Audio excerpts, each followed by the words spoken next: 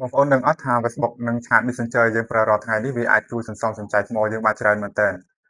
បើសិនជាបងប្អូនមិនទាន់ដឹងទេបងប្អូនចូលមកមើលវីដេអូខ្ញុំបង្ហាញបងប្អូននេះមកខ្ញុំនឹងធ្វើបង្ហាញដល់បងប្អូនទាំងអស់គ្នាចឹងណាបងប្អូនបាទជាដំបូងបងប្អូនចូលមកកន្លែងកម្មវិធី Chat Messenger និងកម្មវិធី Facebook នេះមកឬក៏ app Facebook app Chat នេះអញ្ចឹងខ្ញុំចូលទៅលើ Facebook នេះសិនអញ្ចឹងខ្ញុំចូលមកដល់ក្នុង Facebook ហើយបន្តមកទៀតបងប្អូនចូលមកកន្លែង3ខាងក្រោមនេះមកបើសិនជាទូរស័ព្ទ Android មាននៅខាងលើបងប្អូនបាទបងប្អូនចុចកន្លែង3នេះមកបន្តមកទៀតបងប្អូនចូលទៅកន្លែងកុំចាក់នេះទៅកន្លែង setting នេះមកនេះខាងលើនេះបងប្អូនចុចលើនឹងមកបន្តមកទៀតមកដល់កន្លែងនេះបងប្អូនអស់ឡើងលើមកអស់ឡើងលើតិចមកបន្តមកទៀតបងប្អូនចុចកន្លែងនេះមកនេះកន្លែងគេដាក់ tab mode នេះបងប្អូនចុចកន្លែងនឹងមកបន្តមកទៀតបងប្អូនចុច on កន្លែងនេះមកដើម្បីយើងបើកវាអញ្ចឹងណាបងប្អូនបាទដើម្បីកុំឲ្យទូរស័ព្ទយើងកាន់តែអស់ថ្មលឿនស៊ីថ្មអញ្ចឹងណាអញ្ចឹងនេះគឺជាយើងចូលទៅបិទកន្លែងបើកកន្លែង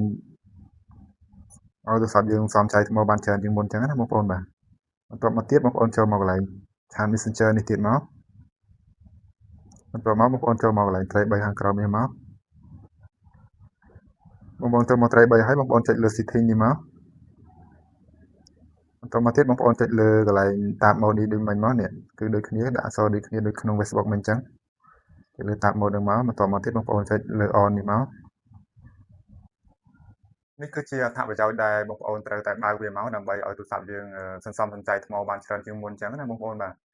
ហើយវីដេអូនេះខ្ញុំនឹងចែករំលែកបងប្អូនប៉ុណ្ណឹងបើសិនជាបងប្អូនគិតថាល្អបងប្អូនជួយ follow page ខ្ញុំម្នាក់មួយទៅដើម្បីទទួលបានវីដេអូពីខ្ញុំបន្តទៀតអញ្ចឹងណាបងប្អូនបាទអញ្ចឹងវីដេអូហ្នឹងក៏មានតែប៉ុណ្្នឹងដែរបងប្អូនបាទជួបខ្ញុំនៅវីដេអូក្រោយៗទៀត